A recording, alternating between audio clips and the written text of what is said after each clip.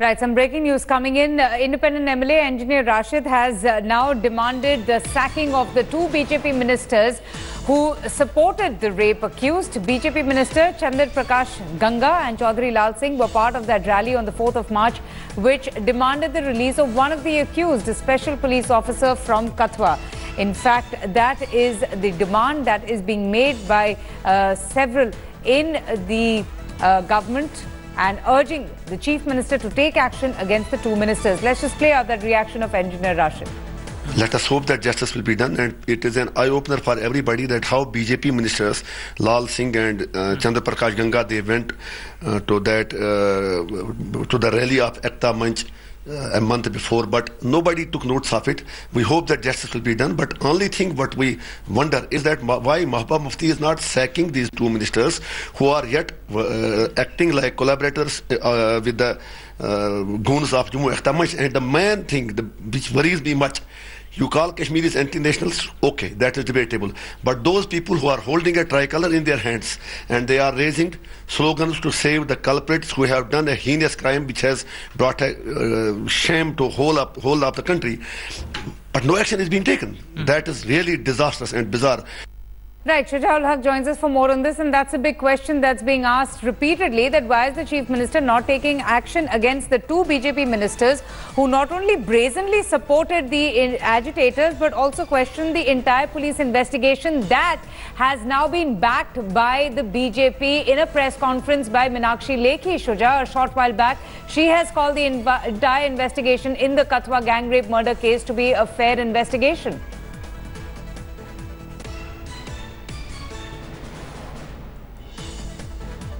All right, we'll just go back to my colleague Shuja ul Haq in a bit, but the Chief Minister, in fact, has already promised to seek exemplary punishment for the gang rape and the murder of an 8-year-old child, and has even made a remark of bringing in the death penalty for such heinous crimes.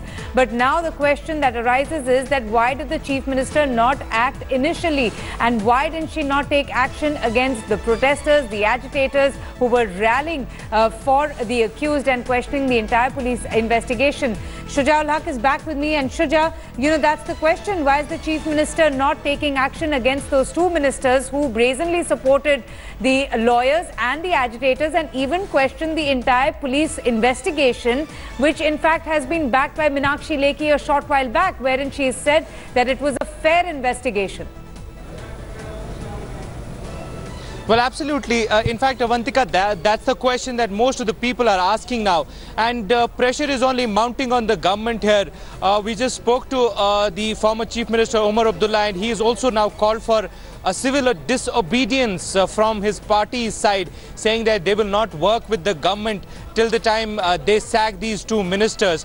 Omar Abdullah was saying that, they will not even participate in any development board meetings from here on unless the government sacks these two ministers. So a lot of pressure is now mounting on PDP BJP government to take action against those two ministers who attended that rally in support of the accused persons. Avantika, it's not just that. There are chilling details that are coming out from this entire case. There are details like, the Asifa, after she was found murdered, was not even provided a piece of land for her burial. The family had to go and dig a grave inside a jungle and bury her there. This is something even the former Chief Minister Omar Abdullah has told us in his interview, that it was inhumane. And you know what we'll do, Shuja, is that we will play out that interview. Let's just first play out that conversation that you had with the former Chief Minister Omar Abdullah, who has now called for a civil disobedience movement if action is not taken against the two ministers in the government. First case, from everything that one has heard and read, and particularly from the police charge sheet, it was a premeditated crime where the girl was targeted to send a message to her family and to the wider community. And that's something I find very difficult to reconcile myself to. The fact that she wasn't allowed to be buried on their land, the fact that her family and others have been chased out from there, the fact that 2 senior ministers of the state government stood up in support of these rapists and murderers.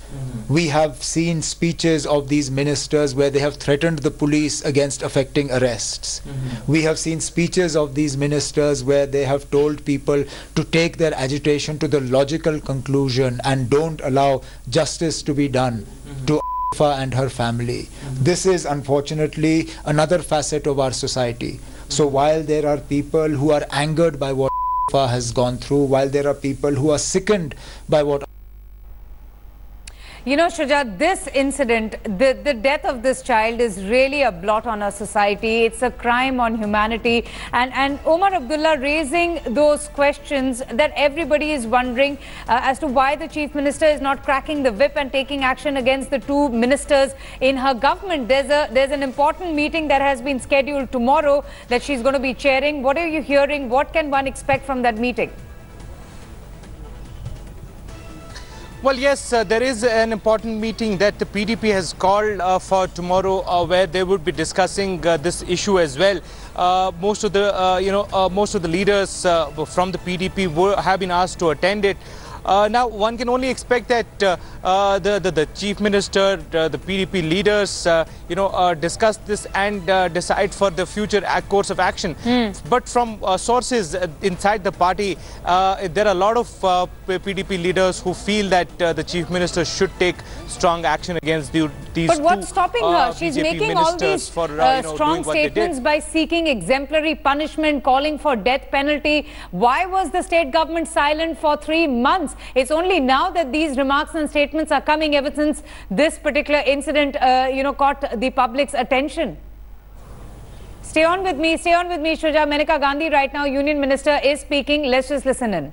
चालचली चेहरे की बात हो रही है, हमेशा भाजपा चालचली चेहरे की बात करती है और भाजपा का एमएलए खुलेआम इस पार्टी में कितने 11 करोड़ लोग हैं जी it's the world's largest party जी अब उनमें से 1-2 एबरेशंस निकल जाए तो अब पूरी पार्टी के ऊपर कैसे दोष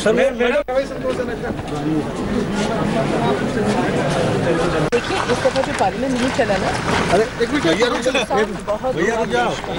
मिसाल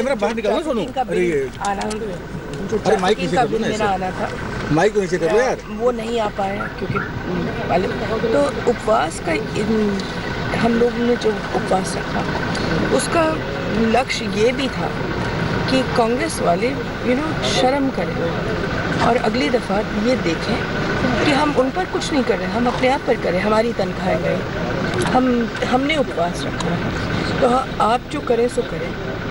आप जब बुरे काम करेंगे तो हम अपने आप को पनिश करेंगे। लेकिन विपक्षियों का कहना है कि हमारी जब सरकार थी तो कांग्रेस बीजेपी ने नहीं चलने दिया, एफडीआई और जीएसटी का विरोध क्या कहा। Okay, Maneka Gandhi there speaking on an entirely different issue. She was speaking about the fast by the BJP to protest the parliamentary washout. But she in fact has also asked for death penalty. Days after the Jammu Bar Association held widespread protest demanding a CBI probe into the Kathua rape and murder case. The Bar Association President B.S. Salathia was caught on camera inciting protesters during the April 11th Bandh. In fact, he can be seen and heard threatening, saying that people will take up AK-47 rifles and bombs against the state government. B.S. Salathia had also allegedly threatened the minor's lawyer from taking up the case, and BJP has accused him now for being a Congress member. Just take a look at the kind of politics that is being played over the death of a young child, which is utterly shameful and most insensitive. And during that Jammu Bandh, Bar Association members even tried to stop the police from filing a charge sheet, which in fact actually triggered this massive row.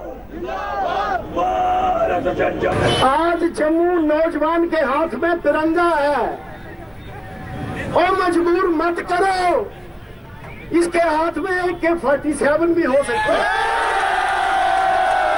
इसके हाथ में बम भी हो सकता है। अगर Rohingya को जल्द अज जल्द अपने यहाँ से नहीं निकाला तो हम वो हर सामान लेके उनको निकालने के लिए जाएंगे। अनफॉर्चुनेट, ऐसा नहीं बोलना चाहिए। AK-47 और बम वायलेंस का रास्ता दिखाता है। अगर हम सभी वायलेंस की तरफ जाएंगे तो फिर क्या होगा? जो लोग इस पर एजिटेट कर रहे हैं या इस प्रकार की राजनीति हो रही है, उनको इसको राजनीति नहीं करनी चाहिए। मैं कहूँगा कि जो वकील उनको लगता है कि नहीं ये फिर इन्वेस्टिगेशन नहीं है, तो कानून है, कानून के दायरे में कुछ होगा, अदालत में है, उनको कानून के रास्ते को पकड़ते, क्योंकि कानून के रखवाले वो हैं, तो कानून का ही रास्ता पकड़ना चाहिए और अदालत में अपनी बात रखनी चाहिए। इस प्रकार का एजिटेशन और इस प्रकार का करने की मुझे लगता है सही नहीं है। तो मैं उनसे भी अपील करूँगा कि अभी माने अदालत के जेर नज़र ये मामला है और वकील ही हैं जो इस प्रकार का जो है न्याय, चाहे बच्ची को न्याय है या और फेयरनेस की बात वो करवा सकते हैं। Meanwhile, the Jammu Bar Association's alleged efforts, their protests, their resistance to stall the charge sheet from being filed is also going to be taken by the Supreme Court. The Apex Court has said that if the documents are provided, then suo motu proceedings is going to be initiated against the Jammu and Kashmir advocates for stalling the charge sheet filing in the minors' rape case. Let me go straight across now to India Today's Anusha Soni for more details and updates. So, Anusha, we know that the Supreme Court has demanded the written documents before it can take suo motu cognizance of this case. But tell me one thing, who has the Apex Court instructed to, give it in writing that the lawyers were in fact part of that protest and stalled the police from filing the charge sheet?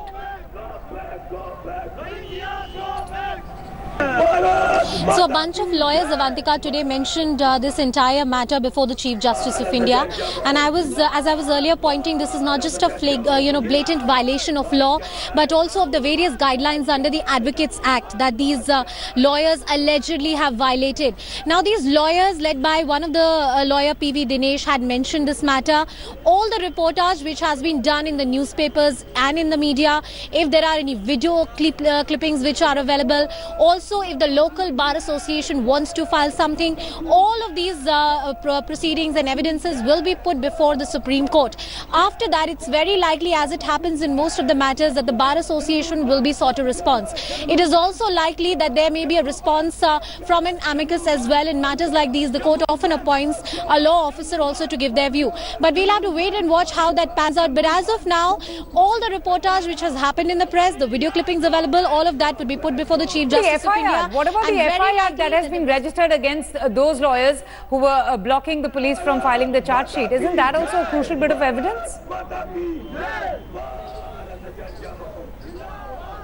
That's right, Avantika, and in fact that's a direct evidence. The police investigation in this matter, all the lawyers who have been named, because cancelling of a license for improper conduct is something which the bar can do. It is something which the Supreme Court can look into. So if the lawyers have indeed indulged into some kind of act which is clearly a violation of law, there would not only be criminal actions against them, but also disciplinary action which can be initiated by the bar. Right, Anusha, thanks so much for joining us and just getting us the latest updates from the Supreme Court. Celebrities are also continuing to express their outrage and their pain over the brutal gang rape and death of this young child. In fact, joining the list of celebrities is the actor-turned-politician and Makkal Neeti Mariam chief, Kamal Hassan, who's also joined the chorus for justice for the Kathua's rape victim. Kamal Hassan tweeting, and I quote, "I feel angry as a man, as a father and as a citizen for failing her. I'm sorry, my child. We did not make this country safe enough for you." Joining Kamal Hassan is another big superstar, Prakash Raj, who also took to social media to express his hurt and his anger. He tweeted, and I quote, "As a parent, my heart screams in pain. How much more will we tolerate as a society? How long will we be silent to such acts of communalizing crimes?" Kamal Hassan and Prakash Raj's tweets also followed a barrage of celebrity condemnation over this incident. Earlier, we also got you the kind of outcry and the tweets from actors like Sonam Kapoor, Abhishek Bachchan, even tennis player Sania Mirza went out to condemn the most horrific crime against this young child. Let me go straight across now to Sushant. And Sushant, this incident has sparked public outrage like what we had seen in the brutal rape of Nirbhaya. You know, celebrities coming together and speaking their minds. But there is also, you know, I was going through a lot of reactions. There was also a lot of criticism for the celebrities to do more than to just tweet and express their anger.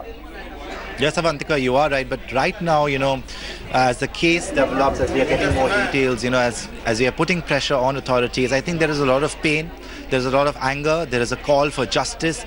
Not only from, you know, celebrities from across the board, as you said, superstars from sports, superstars from cinema, down south, up north, from Kamal Hassan to Hrithik Roshan to Priyanka Chopra, Anushka Sharma, Parineeti Chopra, I mean, you name it.